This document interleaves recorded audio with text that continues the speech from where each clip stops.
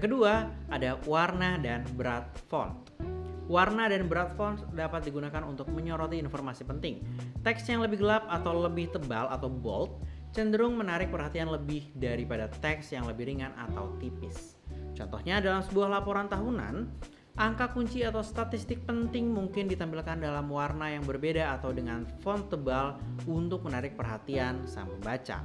Yang ketiga, posisi dan juga spasi. Menempatkan elemen-elemen utama seperti judul di bagian atas atau tengah halaman memastikan mereka dilihat lebih dahulu. Penggunaan spasi yang cerdas juga membantu menciptakan struktur yang jelas dalam desain. Contohnya, dalam desain poster, judul utama biasanya ditempatkan di bagian atas tengah dengan banyak spasi di sekitarnya, sehingga langsung menarik perhatian. Yang keempat, ada kontras. Kontras dalam tipografi diciptakan melalui perbedaan dalam ukuran, warna atau berat font. Kontras yang baik membantu memisahkan elemen-elemen tipografi yang berbeda, membuatnya lebih mudah dibaca dan juga dipahami. Contohnya, penggunaan font serif untuk judul dan sans serif untuk teks isi menciptakan kontras yang menarik dan juga membantu membedakan antara informasi utama dan juga pendukung. Yang kelima, ada ritme dan juga repetisi. Ritme diciptakan melalui penggunaan jarak antar baris, margin, dan spasi yang konsisten. Repetisi elemen tipografi seperti ukuran font atau warna membantu menciptakan kesatuan visual dalam desain. Contohnya, dalam desain buku, penggunaan heading dengan ukuran dan warna yang sama di setiap bab membantu menciptakan ritme visual yang memandu pembaca melalui konten. Selanjutnya ada prinsip-prinsip dasar tipografi.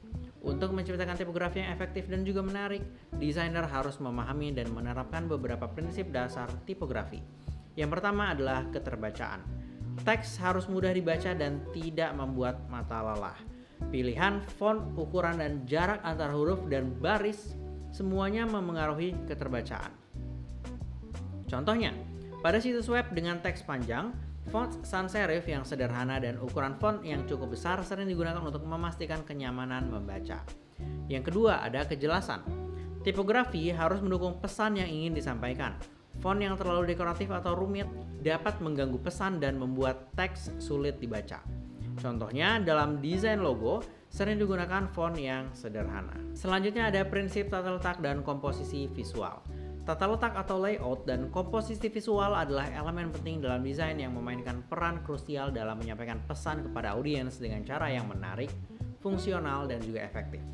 Desain yang baik tidak hanya tentang estetika, tetapi juga tentang bagaimana elemen-elemen diatur untuk menciptakan pengalaman yang menyenangkan dan mudah dipahami oleh para pengguna. Prinsip-prinsip tata letak.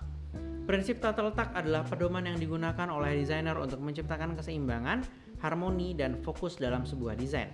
Berikut adalah beberapa prinsip tata letak yang paling penting. Yang pertama, ada keseimbangan atau balance.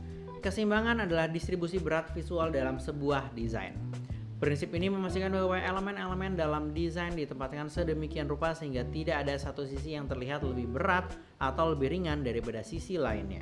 Ada dua jenis keseimbangan utama yang digunakan dalam desain. Yang pertama ada keseimbangan simetris.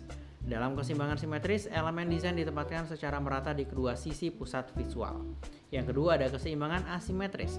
Keseimbangan asimetris melibatkan penempatan elemen-elemen desain secara tidak merata, namun tetap menciptakan keseimbangan visual melalui kontras dan distribusi berat yang tepat.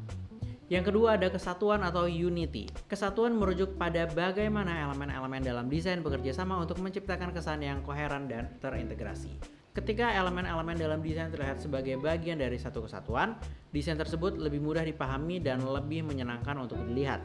Kesatuan dapat dicapai melalui penggunaan elemen-elemen yang konsisten seperti warna, bentuk, dan gaya tipografi. Misalnya dalam desain branding, penggunaan palet warna yang sama, tipe huruf yang serupa, dan elemen grafis yang konsisten di seluruh materi promosi membantu menciptakan kesan yang kuat dan kohesif tentang merek tersebut. Yang ketiga ada kontras. Kontras adalah penggunaan perbedaan yang mencolok antara elemen-elemen dalam desain untuk menarik perhatian dan menciptakan fokus visual. Kontras dapat dicapai melalui berbagai cara termasuk warna, ukuran, tekstur, dan bentuk. Kontras yang efektif membantu menonjolkan elemen-elemen penting dalam desain, sehingga audiens dapat dengan mudah mengenali informasi yang paling signifikan. Sebagai contoh, dalam desain poster, penggunaan teks berwarna terang pada latar belakang gelap akan menciptakan kontras yang kuat. membuat teks tersebut lebih mudah dibaca dan menarik perhatian.